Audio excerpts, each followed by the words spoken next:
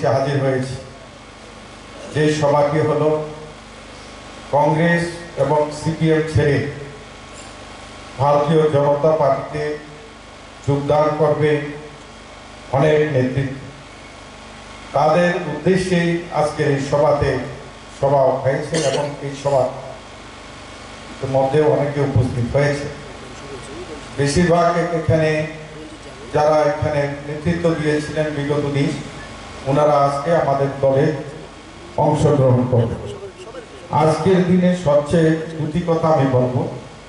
প্রথম কথা হলো এই ভারতবর্ষের সবকা সাথ সবকা বিকাশের যে কর্ণধার নরেন্দ্র ভাই মোদী ভারতবর্ষের দৃষ্টিকোণকে সামনে রেখে ভারতবর্ষের সেবামূলক কর্মের যে দৃষ্টিকোণ নিয়েছে, প্রতিটা কর্ম অন্তিম ব্যক্তি পর্যন্ত পৌঁছানোর জন্য যে পদক্ষেপ নিয়েছে, সেটিকে সাধুবাদ জানিয়ে আজকে ত্রিপুরা রাজ্যে না, শুধু ভারতবর্ষের সংখ্যালঘু জনগোষ্ঠী আজকে আমরা নরেন্দ্র ভাই মোদীর পাশে এসে দাঁড়িয়েছি।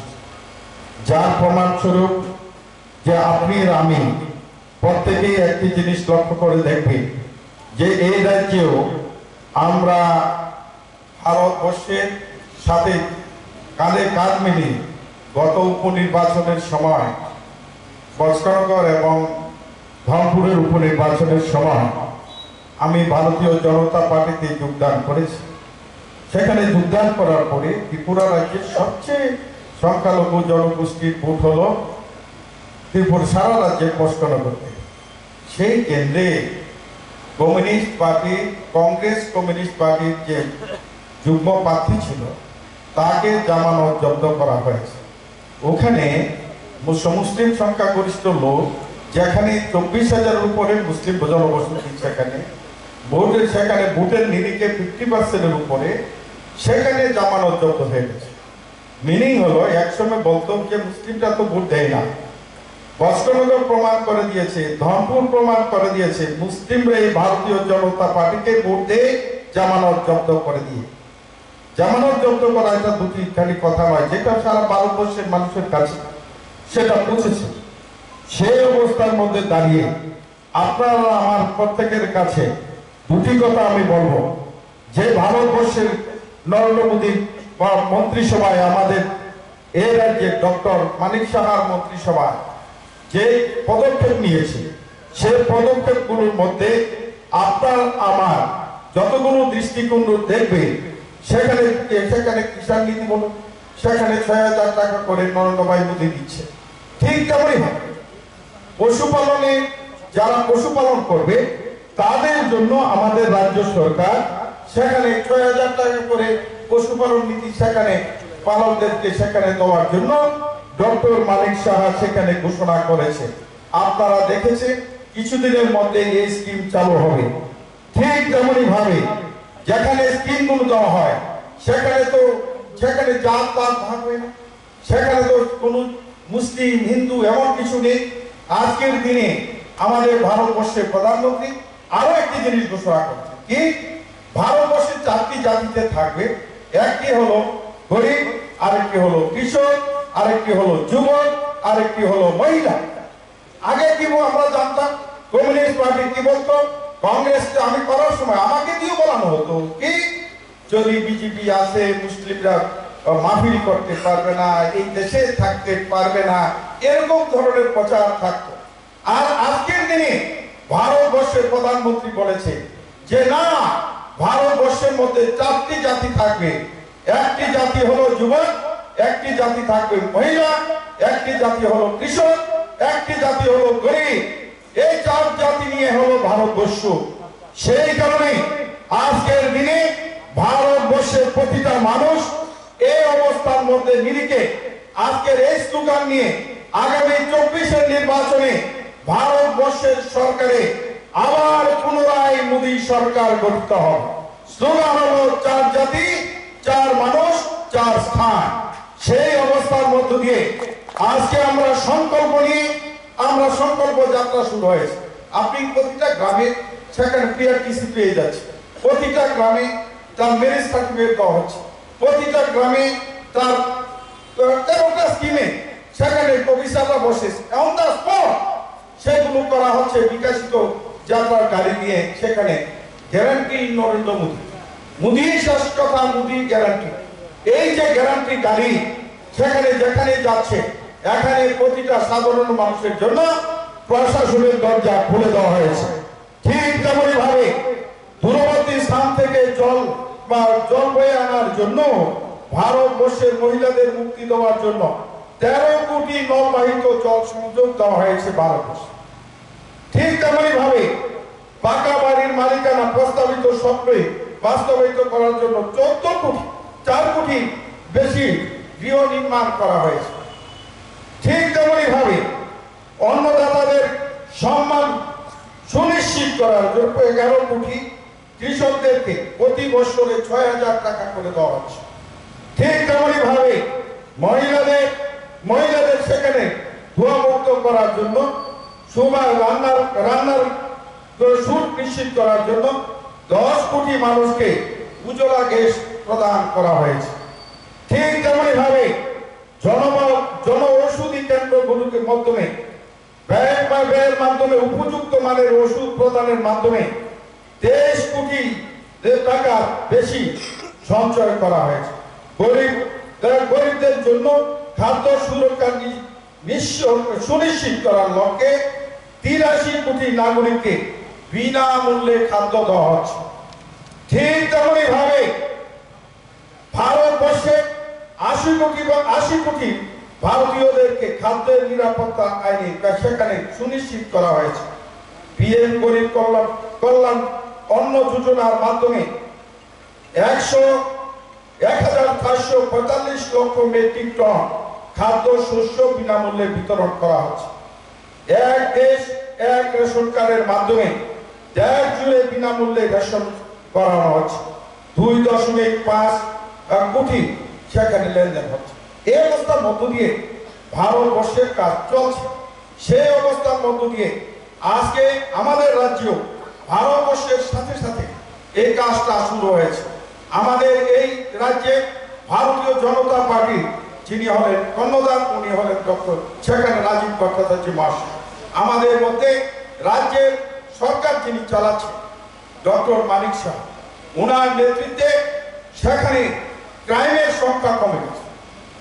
ওনার নেতৃত্বে রাজ্যের জনমানুষের প্রতিটা মানুষের অধিকার পেয়েছে। আজকের দিনে আমি বলতে পারি, সুনিশ্চিত করে বলতে পারি, যেগুলো প্রচার ছিল বিগত দিনে সংখ্যালঘুদেরকে আলাদা করে ভোট নেওয়া, সেখানে পাহাড়ের জনমানুষকে আলাদা করে ভোট নেওয়া, যে চক্রান্ত চলছে ভারতবর্ষের সাথে সাথে ত্রিপুরা রাজ্যে, সেই চক্রান্তকে সেখানে আটকিয়ে দেওয়া হয়েছে। সংখ্যালঘু জনমানুষ গত করল আব্বাস মিয়া সহ উদয়পুরে সেখানে কংগ্রেস ছেড়ে ভারতীয় জনতা পার্টিতে যোগদান করেছে। আব্বাস আমার সাথে আছে, এখন এসেছে। এখানে ও কোনোদিন দল পাল্টায়নি। প্রথম সে সাউথ ত্রিপুরার সবচেয়ে বলিষ্ঠ নেতা, উনি দলে অংশগ্রহণ করেছে। আজকের দিনেও এখানে সরিলাম বিধানসভা কেন্দ্রে যারা দলটা চালিয়েছে, সংখ্যালঘু মানুষের নেতৃত্ব দিয়েছে, আজকে কর্তা সাহেবের হাত ধরে আজকে আমাদের দলে অংশগ্রহণ করে আড়ালিয়ার পার্টি চলে আসছে, ওরাও আজকে এখানে অংশগ্রহণ করে। আমি আপনাদের দৃঢ়তার সাথে বলতে চাই, সরিলাম বিধানসভা কেন্দ্র আগামী বিধানসভা নির্বাচনে মাথা হোক সিপিএম হোক জামানত জব্দ করাবো, সেই কাজটা শুরু করেছি আজকের দিনে। এই বাজার থেকে শুরু করবো, সেই 24-এর নির্বাচনে সেটা দেখাবো। আর 28-এর নির্বাচনে দেখাবো। 24-এর নির্বাচনে 2টি আসনে আমরা জিতাবো। 2টি আসনে আমাদের প্রার্থী জিতবে, অধিক ভোটে জিতবে। এবং এর সাথে সাথে আমি বলি, সংখ্যালঘু বুথ সেন্টার গুলোতে যেন নিরলস ভাবে ভোট রাখে, সেখানে সেই জায়গাতে নিয়ে যাওয়া যায়, তার জন্য সংখ্যালঘু জনগোষ্ঠীর পাশে সরকারও আছে, সেখানে দল আছে। এবং আজকের দিনে বলা হয়েছে স্বচ্ছ ভারত অভিযান। আমাকে ওই দিন মিটিং এর মাধ্যমে বলা হয়েছে কি প্রতিটা মসজিদের মধ্যে সাফাই করুন। আজকে সংখ্যালঘু মোর্চাকে দায়িত্ব দেওয়া হয়েছে ভারত অভিযান করো, সেখানে বুদ্ধ মন্দিরে করো, এটা মাইনরিটি মোর্চার মধ্যে পড়ে। আজকে বলা হয়েছে আগামী দিন সেগুলো আজকের দিনে চলছে। আজকের দিনে আমি বলতে চাই যে অনেকে বলে যে করে আমাদের কাজটা করে না। ওই দিন রাঙামাটিয়াতে একটা বড় ওয়াজ হয়েছে। প্রথম সরকার ইমামকে আনার জন্য হেলিকপ্টার দিয়েছে, আমি নিজে সুপারিশ করেছি। সুশান্ত চৌধুরী ট্রান্সপোর্ট মিনিস্টার, উনি সেটা ইমামকে আনার জন্য আমাদেরকে ভাড়া দিয়েছে, মসজিদ পার্টি পেয়েছে। বলুন তো দেখি যারা সরকার জনগোষ্ঠী রয়েছে তারা বলুন তো দেখি, সিপিএম সরকারে ছিল, কংগ্রেস ছিল, কোনদিন হেলিকপ্টার দিয়েছে ধর্মগুরুদের জন্য? প্রথম দেওয়া হয়েছে। সেই কারণে আজকের দিনে ওই দিন এখানে বিশাল করে ইজতেমা চলছিল। মুখ্যমন্ত্রীর সাথে আমার দেখা হয়েছিল পদে, এর আগের দিন আমাকে মাইনরিটি মোর্চার সভাপতি রূপে ঘোষণা দিয়েছে।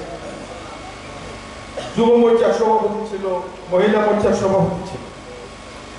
ওখানে দেখা হলো যুব মোর্চার সভাপতির সাথে, মুখ্যমন্ত্রীর সাথে দেখা হলো। দেখা হওয়ার পর বললাম, দাদা এরকম ইজতেমা হচ্ছে, যাও।